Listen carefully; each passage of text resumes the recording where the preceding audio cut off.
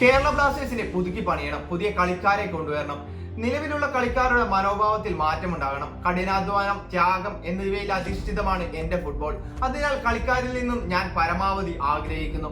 കേരള ബ്ലാസ്റ്റേഴ്സിന്റെ പുതിയ കോച്ചായ David Català എന്ന സ്പാനിഷ് കോച്ച് കേരള ബ്ലാസ്റ്റേഴ്സിൽ എത്തിയ ശേഷമുള്ള ആദ്യ പത്രസമ്മേളനത്തിൽ പറഞ്ഞ വാക്കുകളാണ് ഇതെല്ലാം.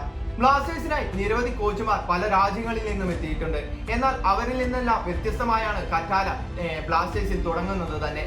പല ടീമുകളിൽ നിന്നും സാക്ക് ചെയ്യപ്പെട്ടു എന്നതും അതേപോലെ തന്റെ ചൂടൻ സ്വഭാവത്തെ കുറിച്ചുമെല്ലാം പറഞ്ഞ് ആളുകൾ വിമർശിക്കുമ്പോഴും മറ്റു കേരള ബ്ലാസ്റ്റേഴ്സിലെത്തിയ മറ്റു കോച്ചുമാരിൽ നിന്നെല്ലാം വ്യത്യസ്തമായാണ് കറ്റാല ബ്ലാസ്റ്റേഴ്സിൽ തുടങ്ങുന്നത്. പല മേഖലകളും മെച്ചപ്പെടണം. ഗോളുകൾ നേടുന്നത് മാത്രമല്ല, കുറച്ച് ഗോളുകൾ വഴങ്ങുക എന്നതും പ്രധാനമാണ്.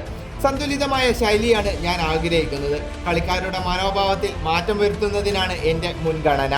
സീസൺ മോശമായതിനാൽ മത്സരിക്കാനുള്ള കളിക്കാരുടെ ആവേശം തണുത്തിട്ടുണ്ടാകും. സൂപ്പർ കപ്പിന് മുമ്പ് അവരിൽ ആവേശവും ആത്മവിശ്വാസവും പകരാനാണ് എൻ്റെ ശ്രമം, ഡേവിഡ് കറ്റാല പറഞ്ഞു. ഞാനൊരു പ്രൊഫഷണൽ ഫുട്ബോളറായിരുന്നു, പിന്നീട് പരിശീലകനായി. ഇതെല്ലാം ഞാൻ തിരഞ്ഞെടുത്തതാണ്. അതിനർത്ഥം അതിൻ്റെയെല്ലാം സമ്മർദ്ദം വഹിക്കാൻ ഞാൻ തയ്യാറാണ് എന്നു തന്നെ. എനിക്കറിയാം, ഒരു ടീം ജയിക്കാതെ വരുമ്പോൾ ആരാധകർ നിരാശരാകുമെന്ന്. ജയിക്കുമ്പോൾ അവർ സന്തോഷിക്കുകയും ചെയ്യും.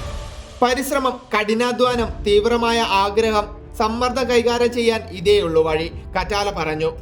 എന്തായാലും ലൂണ, നോവ, സച്ചിൻ എന്നിവർ ടീം വിട്ടേക്കുമെന്ന അഭ്യൂഹങ്ങൾക്ക് തൽക്കാലം പ്രതികരിക്കാനില്ലെന്നാണ് ടീം സ്പോർട്ടിംഗ് ഡയറക്ടറായ കരോലിസ് കിങ്കിസ് പറഞ്ഞത്.